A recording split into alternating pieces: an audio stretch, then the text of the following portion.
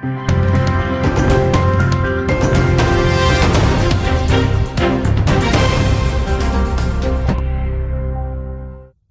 के सबसे बड़े नगर निगम और आबादी की दृष्टि से सबसे बड़े शहर हल्द्वानी में पिछले 4 दिनों से सफाई कर्मचारी हड़ताल पर हैं।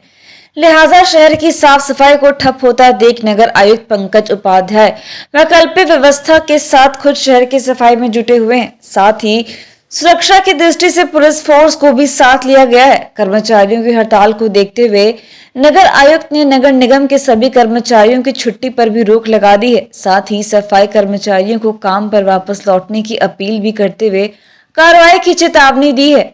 दरअसल सफाई कर्मचारी इसीलिए हड़ताल पर हैं कि वह मुख्यमंत्री की घोषणा के अनुरूप 500 रुपए प्रतिदिन वेतन दिए जाने की मांग कर रहे हैं, जबकि नगर निगम का कहना है कि अभी उनकी आय बहुत कम है। लिहाजा जैसे ही व्यवस्था बनेगी वह सफाई कर्मचारियों को 500 रुपए प्रतिदिन का वेतन देंगे, लेकिन कर्मचारियों को हड़ताल के बजाय सहयोग करना होगा।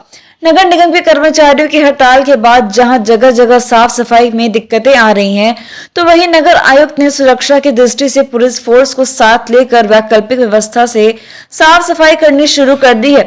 अब तक कई दौर की वार्ता बेनतीजा रही है। नगर निगम प्रशासन का कहना है कि लाखों की आबादी वाले शहर के स्वास्थ्य को ध्यान में रखते हुए कर्मचारियों को साफ सफाई करनी चाहिए और हड़ताल स्थगित करनी चाहिए, जबकि कर्मचारी निगम प्रशासन की बात मानने को तैयार नहीं है। हल्द्वानी से सचिन गुप्ता की रिपोर्ट। नहीं, ऐसा है ना, वोट में तो पैसा आ ही रहा है। जो सरकार द्वारा जो हमारी ग्रांट आती है वो तिमाही 9 करोड़ रुपए की ग्रांट आती है। सरकार द्वारा जो ग्रांट आती है वो 9 करोड़ रुपए की ग्रांट आती है तिमाही।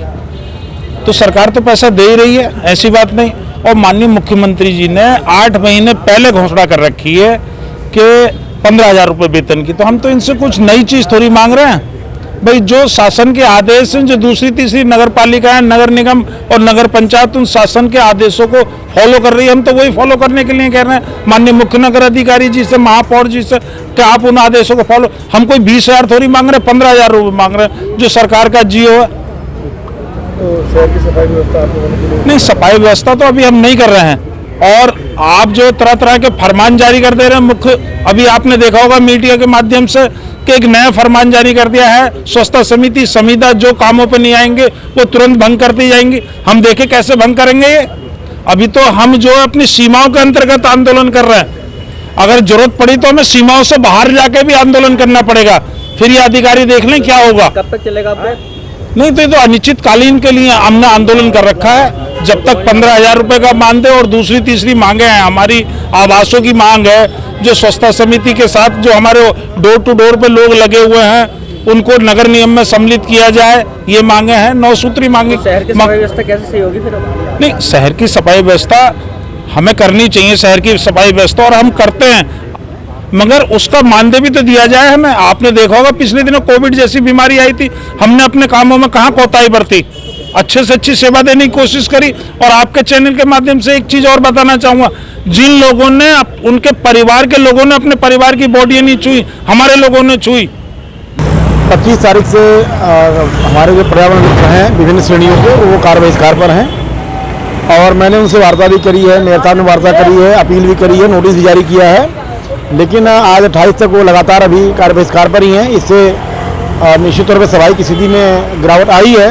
कूड़े की जगह जगह ढेर लगे हैं, जहाँ पर कूड़े के ढेर लगे हैं उनको उठाने का काम मैं लगातार कर रहा हूँ, 25 तारीख से ही कर रहा हूँ। इसीलिए अभी हमारा जो सेकेंडरी स्टेशन है मैं उसको प्रतिदिन खाली करने में सफल रहा हूँ। और आज मैं पुनः उसको सफाई अभियान में लगा हूँ। मैं स्वयं यहाँ नारीमंच पर खड़ा हूँ। हमारी टीम में भी एक असुरक्षा का भाव था, जिसके कारण मैं मुझे लगातार उनके साथ रहना पड़ रहा है। और मेरी पब्लिक से भी अपील है कि कूड़ा सड़कों पर नालियों में न डालें, सेकेंडरी स्टेशन तक पहुँचा दें, वहाँ से हम उसे उठा लेंगे। और अपने सफाई कर्मचारियों से मैं आप मीडिया के माध्यम से अपील करना चाहूँगा कि जनहित में कार्य पर वापस आएँ, उनकी बेसिक मांगों पर विचार करते हुए उसे पूरा किया जाएगा। और जो वित्तीय मांगे हैं, वित्तीय स्थिति ठीक करने का प्रयास किया जा रहा है, वित्तीय स्थिति ठीक होते हुए भुगतान कर दिया जाएगा। क्या है कि उनकी बात नहीं मिल पा रही? उनकी जो प्रमुखता की मांगे हैं वो 500 रुपये प्रतिदिन के हिसाब से जो भुगतान करने की मांगे वो है, लेकिन शासनादेश के अनुसार भी वो देने की जिम्मेदारी निगम को अपने वित्तीय संसाधनों पर दी गई है। निगम के वित्तीय संसाधन पिछले 6 माह में लगभग 2 से 2.5 करोड़ रुपये बढ़े हैं और उनको अभी 6 करोड़ तक बढ़ाए जाने का प्रयास मैं लगातार कर रहा हूँ। विभिन्न मदों में जहाँ पर आमदनी बढ़ सकती है, जहाँ पर हमारे टैक्स के हमारे राइट्स हैं और अभी तक नहीं लगे हैं, उनको लगाया जाए, उनकी वसूली की जाए। लेकिन जब तक हमारी सेवाएं संतोषजनक नहीं होंगी तब तक वसूली कार्य प्रभावित होता है। छुट्टी पे भी रोक लगाई है आपने कुछ निर्देश हमारे जो कर्मचारी, कार्यालय कर्मचारी हैं, उनका सहयोग हमारे लिए आवश्यक है। उनकी अवकाश पर इसलिए रोक लगाई गई है ताकि उनके सहयोग से हम सब जो शहर की व्यवस्था है उसको अपने नियंत्रण में रख सकें, और जिनको आवश्यकता होगी, स्वास्थ्य संबंधी कारण होंगे, उनको अवकाश भी दिया जाए। कर्मचारियों को भी क्या निर्देश दिए गए हैं कि वापस लौटे हुए? हाँ, मेरी अपील भी है और उनको जो विधि संगत नोटिस है वो भी दिया गया है, और मैंने अपील करी है कि आज 28 तारीख को कार्य पर वापस आ जाएं। यदि कार्य पर नहीं आते हैं तो जो भी विधिक कार्रवाई होगी की जाए। आखिर आप कब तक ऐसे सड़कों पर उतरते रहेंगे, कब तक दिखते रहेंगे? नहीं, देखिए, ये हमारा मूल दायित्व है, नगर निगम का मूल दायित्व है शहर को साफ और स्वच्छ रखना। हड़ताल के कारण स्थितियाँ खराब हुई हैं, इसलिए मैं प्रतिदिन सड़कों पर उतर करके अपने कर्मचारियों के साथ, जो प्राइवेट लोग हमारे साथ जुड़े हैं, काम कर रहे हैं, उनके साथ मिलकर के इस स्थिति को नियंत्रण में करने का प्रयास कर रहा हूँ।